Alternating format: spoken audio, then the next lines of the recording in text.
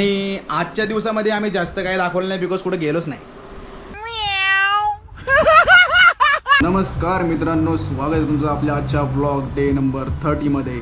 आणि आजचा आपला ब्लॉग सुरू झाला आहे कॅफे एलिनापासून, जे की खूप सुप्रसिद्ध आहे मोशीमध्ये. तर नमस्कार मित्रांनो, स्वागत आहे तुमचं आपल्या आजच्या ब्लॉग डे नंबर 30 मध्ये. आणि आज आत्ता मी आहे मोशीमध्ये आणि मोशीमध्ये सुप्रसिद्ध असलेलं कॅफे एलिना.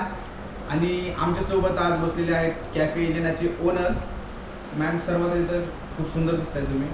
आणि दुसरी गोष्ट तर मी तुम्हाला हा प्रश्न विचारेल की कॅफे सुरू करण्याचा म्हणजे तुमचा मोटो काय आहे? एकदा तुमची पण ओळख करून द्या थोडीशी. हाय हॅलो नमस्कार, मी फिट काजल. जसं की माझा आयडीचा मेन्शन आहे, टायटल आहे फिट काजल 29 माझा आयडी आहे. आणि आपला कॅफे आहे कॅफे एलिना म्हणून. ओके, तर मॅम तुमची सुरुवात कशी झाली, म्हणजे तुमची जर्नी थोडीशी आम्हाला सांगाल का? म्हणजे मी आता तुमचे नाही रील्स वगैरे बघितले भरपूर सारे.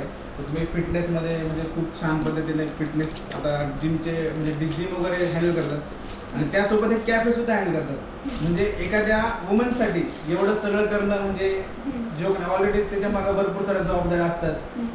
सो थोडंसं तुमच्या जर्नीबद्दल आम्हाला ऐकायला आवडेल तुमच्याकडून. मी आधीच सगळ्यात पहिलं तर मी एक स्पोर्ट्स पर्सन आहे, त्याच्यामुळे मला ही फील्ड आवडते की मी फिटनेसमध्ये आहे तर माझ्यासोबत सगळेच फिटनेस राहायला पाहिजे. फिटनेस म्हणजे प्रॉपर असं तुम्हाला काही बॉडी बिल्डिंग वगैरे नाही करायचे, म्हणजे तुमचं शरीर हे तुम्हाला स्वतःला मेंटेन ठेवता आलं पाहिजे, असा माझा हा कन्सेप्ट आहे. आणि जर तुम्ही दोघं मित्र असले आणि सोबतच तुम्ही एक हेल्दी खाणारा असतो, एक रेग्युलर खाणारा असतो, तर त्याच्याच मध्ये असं नाही व्हायला पाहिजे की आज आमचा कॅफे हेल्दी आहे तर एक जण हेल्दी इथे खाणार आणि बाहेरून दुसरा पार्सल घेऊन येणार. तर दोन्ही पण इथेच खावं असा माझा कन्सेप्ट होता. आणि जो अनहेल्दी खातो म्हणजे जे रेग्युलर खातात नॉर्मली पिझ्झा बर्गर, तर त्याला किती चांगल्या पद्धतीने आम्ही चांगलं करू शकतो, म्हणजे क्लीन पद्धतीने. जरी तो रेग्युलर जरी असला त्याला किती क्लीन पद्धतीने मला त्याच्यापर्यंत पोहोचवता येईल, मी तेवढी पुढच्याची काळजी घेते. आणि झाला प्रश्न डाएटचा, तर ते पूर्णपणे 100% क्लिअर असतं, क्लीनच आहे. हे तुम्ही प्रॉपर येऊन टेस्ट पण करू शकता. आता जसं की तुम्ही टेस्ट करताच आहे, मी सुद्धा हेल्दी डाएटच घेतला यांचा, चिकन सॅलेड. म्हणजे मला चांगलं काय वाटलं माहिती का, की आजकालच्या जनरेशनमध्ये नाही का लोकांचं काय झालं माहिती का, फिटनेसकडे लक्षच नाही. आजकाल लोक धावपळीमध्ये एवढं धावपळी जग झाले आणि त्यांना लक्षच नाही, म्हणजे वेळच नाही भेटत की त्यांना स्वतःकडे लक्ष द्यायला. पण त्या ह्याच्यामध्ये यांनी म्हणजे चांगलं म्हणजे आयडिया काढली आहे की याच्यामध्ये कॅफे आणि हेल्दी सुद्धा. सो हे कन्सेप्ट खूप छान वाटले मला. तुम्हाला कॅफे सुरू करून किती वर्ष झाले ते सुरू करून? मला फक्त 4 महिने झाले कॅफे चालू करून. आणि हा म्हणजे 4थाच महिना आहे. शेवटचे 1-2 महिने, 3 महिने पकडा, 3 महिने मला थोडा त्रास झाला की कॅफे रन नव्हतं होत किंवा कस्टमर येत नव्हते, समोरून जात होते तरी येत नव्हते. आणि दिसतंय सगळ्यांना की कॅफे हेल्दी आहे किंवा काय, पण टेस्ट करायला पहिला कोण येणार ना. तर मग मी पण थोडी निगेटिव्ह झाली की उगाचच मी कॅफे टाकला का. मी चांगलं विचार करते की बाबा लोकांपर्यंत आपण हे न्यावं, ही टेस्ट न्यावं, ही क्वालिटी न्यावं. की एखाद्याला आता तुम्ही जसं म्हटले धावपळीच्या जगामध्ये सगळेजण असं बिझी होतात की स्वतःच्या शरीराकडे लक्ष देऊ शकत नाही. तर त्यांच्यासाठी मी अवेलेबल आहे, हे मला त्यांना दाखवायचंय की मी तुम्हाला ते फूड तुमच्या जागेपर्यंत पोहोचू शकतं. म्हणजे एक हेल्दी, म्हणजे तुम्हाला रिझन सांगायची गरज नाही पडायला पाहिजे की बाबा आज मला वेळ नाही भेटला, मला माझं मील प्रिपेअर करता नाही आलं नाही, किंवा माझ्या घरी नॉनव्हेज चालत नाही तर मी बाहेर खाऊ नाही शकत किंवा असं तसं, किंवा बाहेर वेगळं ऑइल यूज करतं. तर आपल्याकडे प्रॉपर ऑलिव्ह ऑइलने बनवलं जातं डाएटवाल्यांचं आणि रेग्युलरवाल्यांचं पण. सनफ्लावर जे आपण घरी रेग्युलर जे माझ्या घरी यूज होतो, आम्ही खातो, त्याच ऑइलने आपण रेग्युलर मील सुद्धा तयार करतो. खूप छान, खूप छान. आणि तुमच्या कॅफेची स्पेशलिटी म्हणजे ते झालं तुम्ही डायटिंगवरती म्हणजे हेल्दी फूडवर जास्त फोकस करता, पण बेस्ट सेलर असं काहीतरी एक डिश आहे का तुमच्या कॅफे? बेस्ट सेलर म्हणजे आता आपले 2 टाईपचा कॅफे, म्हणजे एक की रेग्युलर झालं, एक आपला फर्स्ट दोघांमध्ये एक डाएट झालं. तर डाएट मध्ये आपलं chicken salad, paneer roll, paneer salad म्हणजे sandwich, chicken sandwich, paneer salad हे जे फिक्स कस्टमर आहे. टेस्ट तिघांची चौघांची वेगवेगळी लागते, पण ही 3-4ही मेनू फेमस आहे आपल्याकडं. असं एक मी सांगू शकत नाही यातला मेनू, कारण का हे 3 क्वालिटी तेवढी चांगली आहे. आणि रेग्युलर जरी म्हटलं तुम्ही तर पनीर सँडविच हा व्हेजवाल्यांसाठी सगळ्यात बेस्ट आहे. आणि पनीर म्हणजे व्हेज जरी असला तर असं घाबरून नका जाऊ की आम्ही काही एकत्र मिक्स करतो वगैरे. सगळ्याचं किचन असं दोन्ही याचे वेगळे वेगळे सामान आहे की आम्ही त्याला यूज करतो. तेवढी काळजी आम्ही घेतो की आम्हाला ते पाप न लागावं.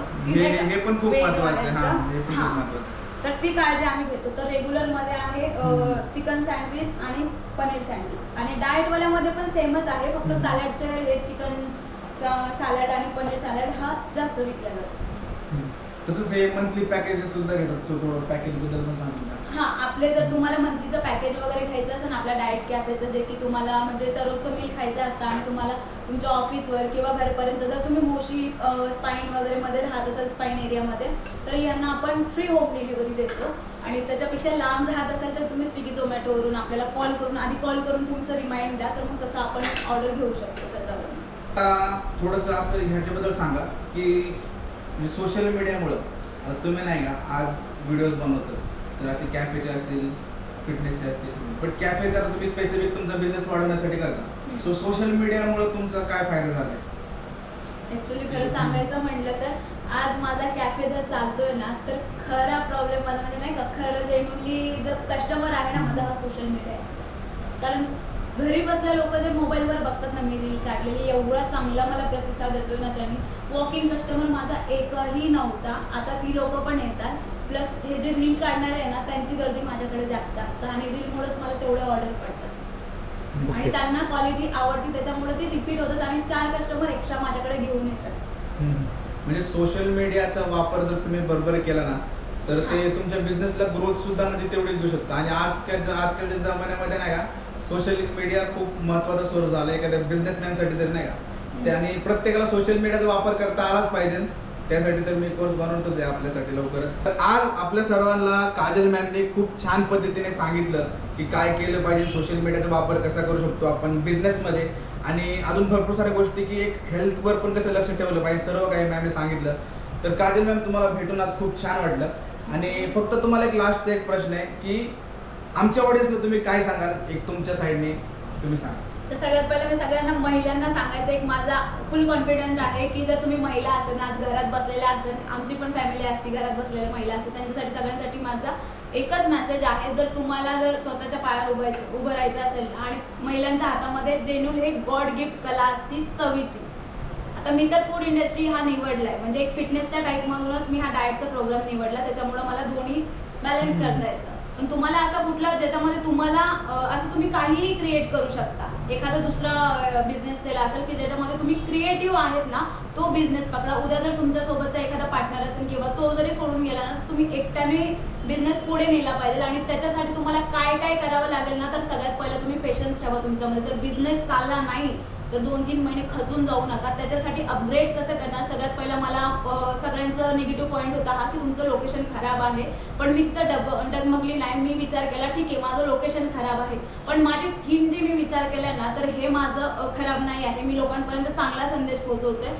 तर मला आज का होईना पण कधी ना कधी मला यश येईल आणि आज ते यश मला सोशल मीडियाद्वारे आलं. तर तुम्ही सुद्धा या पुढे या, बिझनेस करा. बाकीच्या लोकांच्या हाताखाली कामं केल्यापेक्षा, ऐकून गेल्यापेक्षा किंवा घरात काम केल्यापेक्षा अजून एक तुम्ही पाऊल पुढे करा आणि माझ्यासारखं सक्सेस व्हा. तर बोला रात्री झोपताना तुम्हाला भूक लागली. तर मित्रांनो, आत्ता जस्ट नाव आम्ही इथं एक पॉडकास्ट टाईप शूट केलं, सगळं इंटरव्ह्यू वगैरे घेतला मॅमचा. खूप छान वाटतं त्यांना बोलून नाही का. आणि बघा हे त्यांचं कॅफे एलिना लोकेशन बघा, हे कॅफे एलिना लोगोसुद्धा खूप छान आहे. Location Goodsvilla phase 1. Goodsvilla phase 1च्या रोडला. जर तुम्ही सुद्धा ह्या रोडला आलात तर नक्की सर्च पण करा तुम्ही इंस्टाग्रामवर सुद्धा, तुम्हाला आयडी भेटून जाईल कॅफे एलिना मोशी. तर नक्की ट्राय करा. तर आता आम्ही इथून निघतोय, चला गाईस.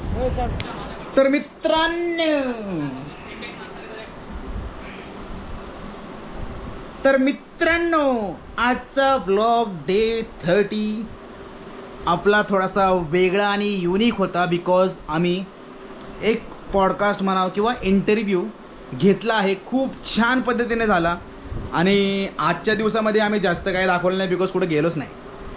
तर आजचा दिवस तुम्हाला कसा वाटला आणि ही कन्सेप्ट तुम्हाला कशी वाटली मला कमेंटमध्ये नक्की कळवा. आणि व्लॉग्स कसे वाटत आहेत, आवडत असतील तर आपल्या चॅनलला आता सबस्क्राईब करा, व्हिडिओला लाईक करा आणि बेल आयकॉनला हिट करा, जेणेकरून आपले डेली व्लॉग्स तुम्हाला डायरेक्ट नोटिफिकेशनमध्ये येतील. तर चला गाईस, बाय बाय, गुड नाईट, भेटूया उद्या.